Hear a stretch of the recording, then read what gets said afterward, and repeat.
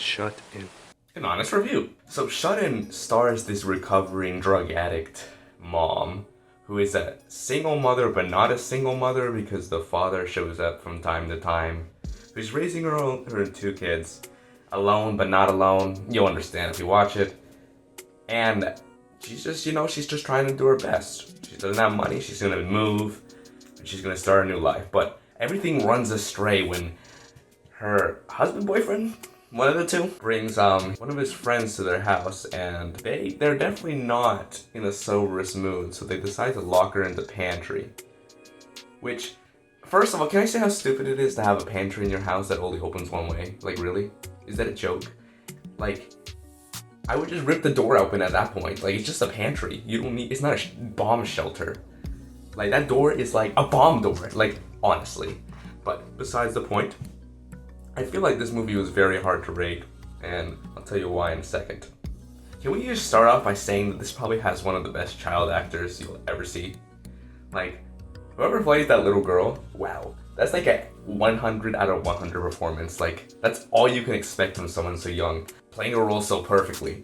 Like, don't get me wrong, the other characters did great, the mom did great as well, but like, the girl really knocked it out of the park. It's really good to have such talent at a young age. It shows a promising future. Now, I'm not gonna lie, this movie kind of takes a bit to get going if the old engine's churning.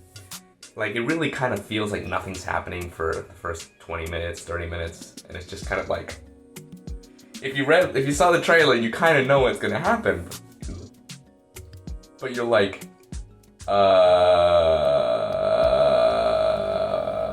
well, I'm waiting for the plot. It does come eventually, so that is better than some movies that never even show a hint of a plot, and some Oscar nominees, which we'll mention in the future videos. But this is definitely not Oscar worthy at all, and I'll tell you why.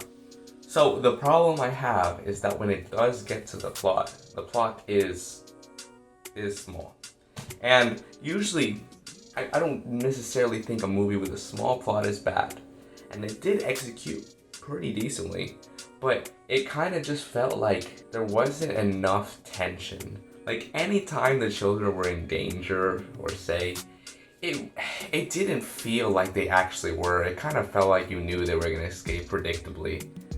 Like, even in the most tense moments.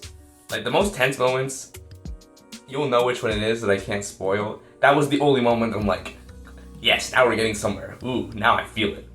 But every other moment that was like supposed to be tense, it's like you knew, it's obvious that nothing's gonna happen. And I think that really holds the movie back, its predictability in certain aspects. Now, the movie itself is hard to predict because it's hard to see how they would progress from basically just being in the pantry the entire time. So it makes sense if you watch it though, I promise. Predictable but unpredictable. Cancels itself out, makes it okay.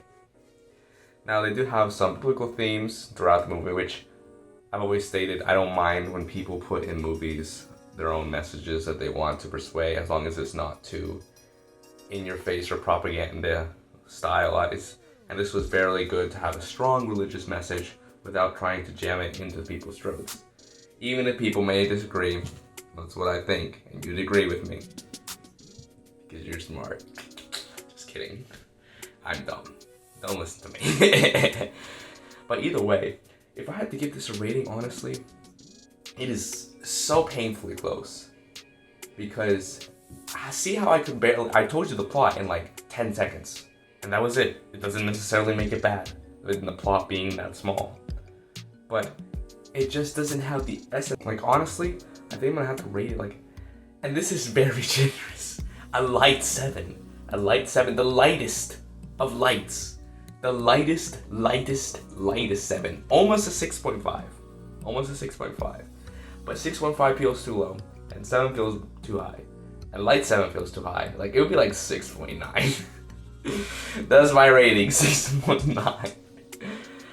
Definitely, this is the second movie from the Daily Wire Studios. Run High Five was definitely much better. So, I don't mind if it, it's not trash, not bad, just okay. I mean, a little bit better than okay. So, if it's a second movie, I'm looking forward to see what they do in the future, especially with Run High 5 being so strong. Either way, if you want more movie reviews, Center's TM politics, and cultural analysis, be sure to subscribe.